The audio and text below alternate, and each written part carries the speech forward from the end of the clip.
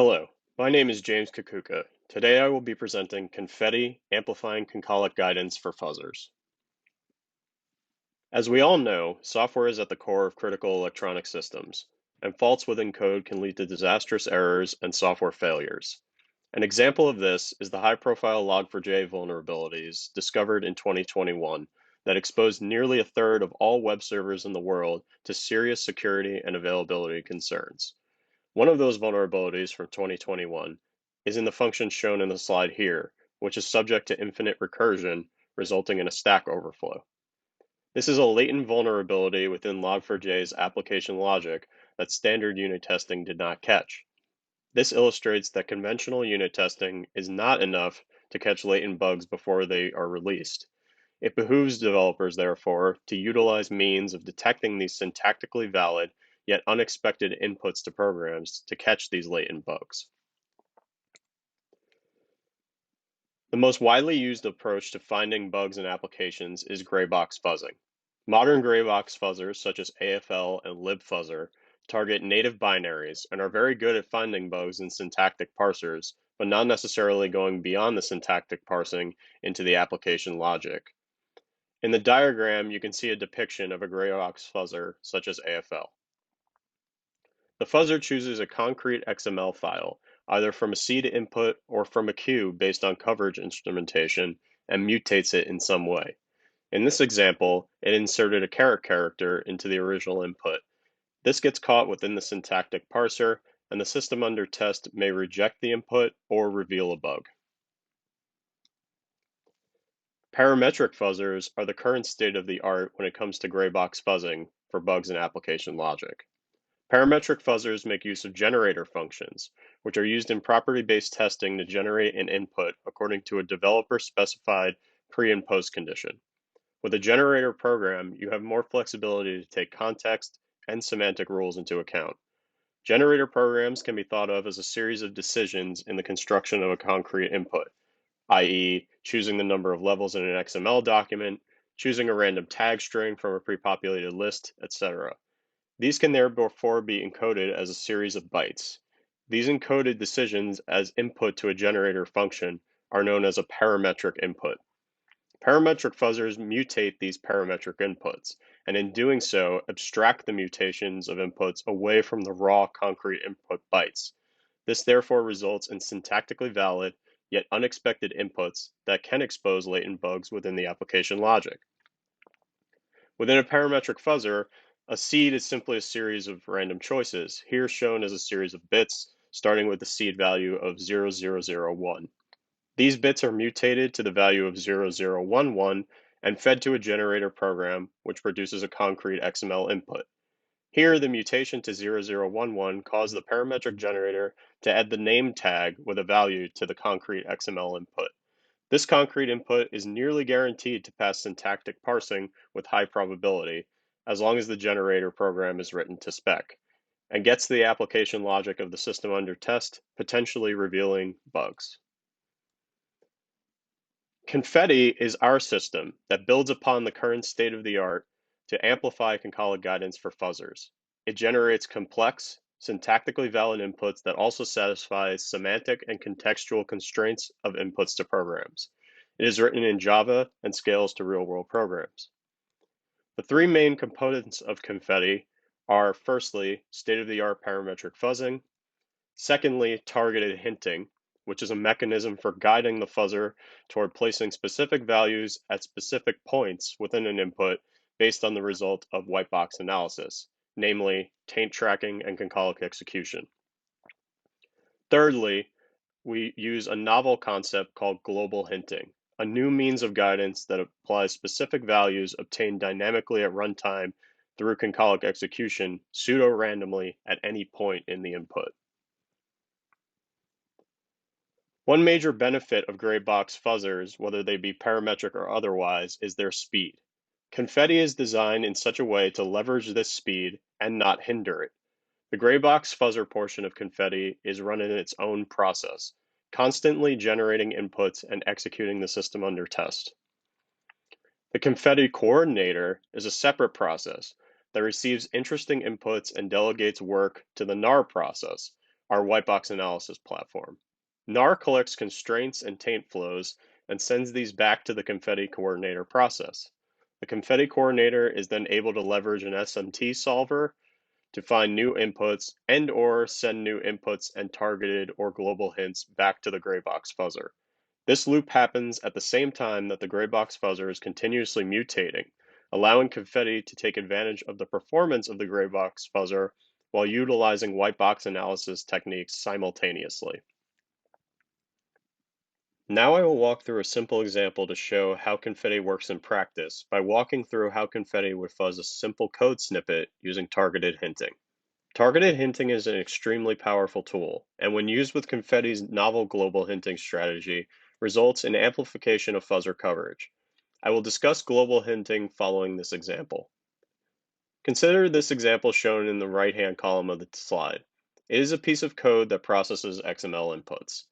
An example generator function for this code is shown in part A of the figure on the left. Recall that a generator can be thought of as a series of decisions, and can therefore be encoded to a parametric input. These decision points are highlighted, generate string and generate boolean, and can be thought of as black boxes that consume a parametric input and return a concrete data type. The inputs and outputs to each respective call are highlighted in both parametric and concrete form. Initially, the generator creates a random seed input, number 1, which randomly selects the string group ID, perhaps from a dictionary, and the random boolean false. Being the first input of the fuzzing run, this is guaranteed to obtain new coverage, namely line 5. The parametric fuzzer continuously generates new inputs that may or may not reveal new coverage. In this example, a mutation of the first parametric input caused the string package to be generated first, which yielded no new coverage. This input would not be considered interesting and would not be forwarded to the Confetti coordinator process. Once the fuzzer decides to mutate a new input, it contacts the Confetti coordinator for hints, which the Confetti coordinator returns in the form of the modified parametric input derived from input number 1. Hinting the first generated string should be expected, derived from taint tracking between the input string and the string.equals call. With the hint, input number 3 results in new coverage on line 6. Input number 3 is then sent to the Confetti coordinator for whitebox analysis as well. Meanwhile, the fuzzer mutates input 3 into input number 4 by changing the Boolean choice to true, followed by a random string for an attribute name and value. Input number 4 results in new coverage on lines 7 and 8 and is also sent to the Confetti coordinator. Input number 5 is generated in a similar manner to input number 3, using Confetti's hint mechanism for strings by instrumenting the call to getAttr to obtain the hint version.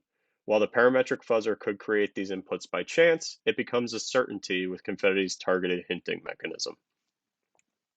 While targeted hinting is extremely powerful, there is a missing piece. Taint tracking can only guide the fuzzer to explore branches for which there is a data flow relationship between the branch predicate and the input bytes. Consider this code snippet, in which the input strings S1 and S2 are compared against some particular string, with that comparison stored into a Boolean variable. Ideally, the taint tracking tool could report to the fuzzer that to cover the true side of the branch on line 4, the fuzzer must mutate S1 and S2, and even better, to generate the concrete values ABC and ABCDEF, respectively.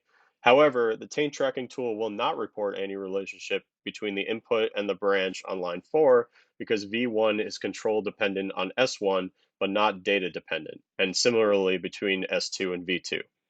Even worse, while in this example there is a data flow relationship between the input strings S1 and S2 and the magic strings ABC and ABCDEF, in real code, the taint tags on S1 or S2 might also be lost through implicit flows. How else can we help the fuzzer to explore this branch? One typical approach is to simply scrape the application binary for all strings, creating a dictionary of interesting strings to use when fuzzing, in this case ABC and DEF.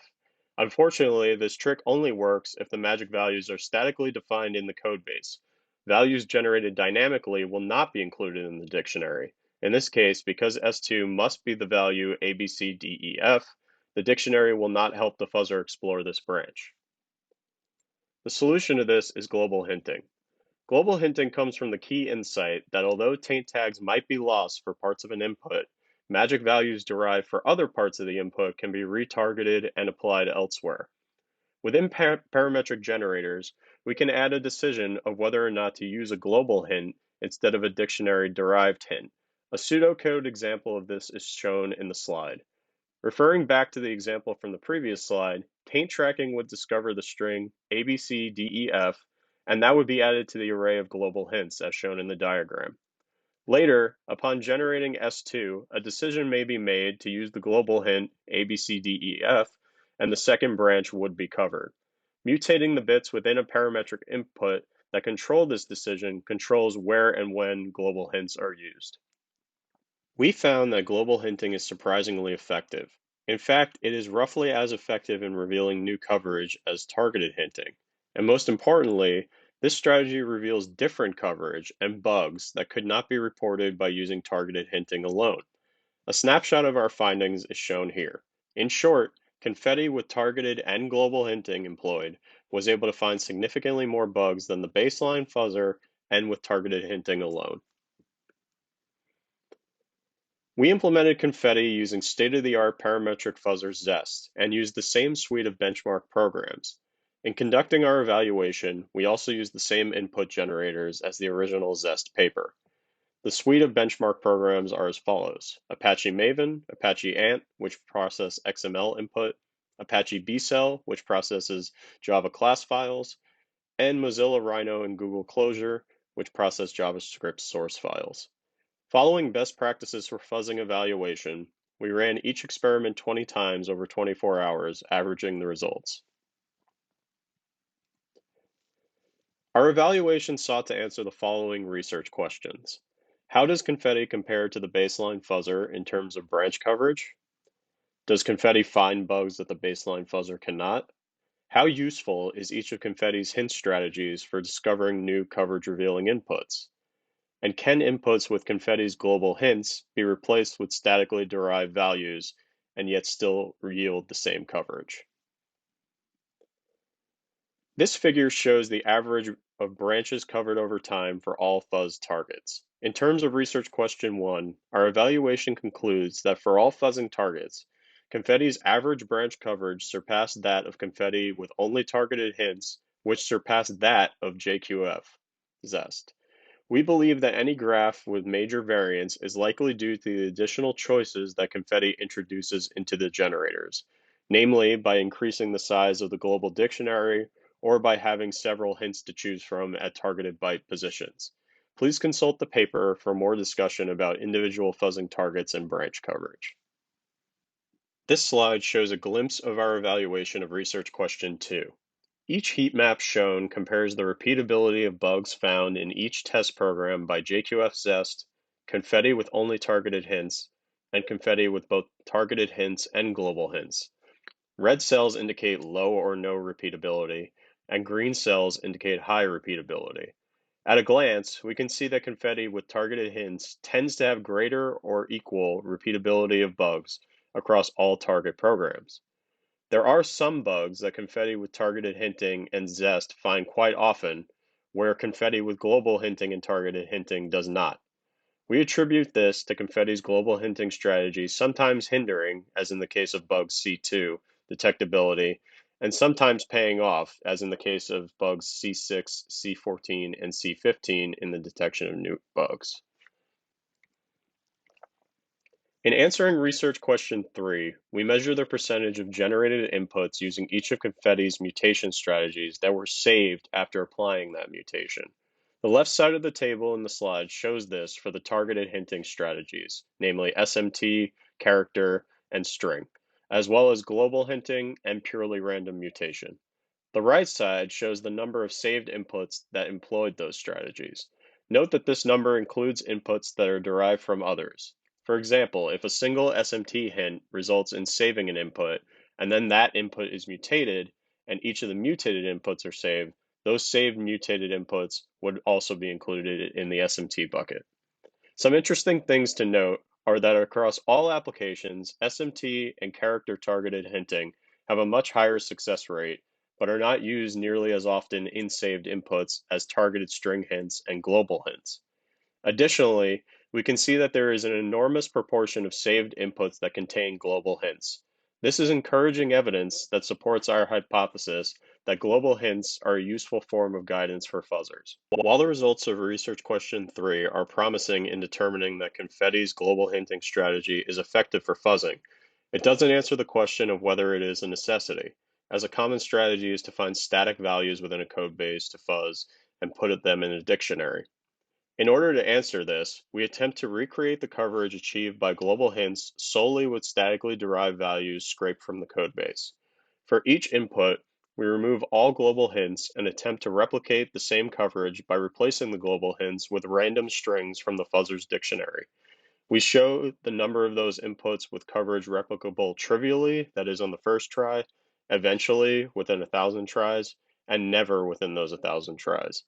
As you can see from the bar graph, a non-trivial number of inputs can never be replicated in terms of coverage without global hinting, that is the yellow bar.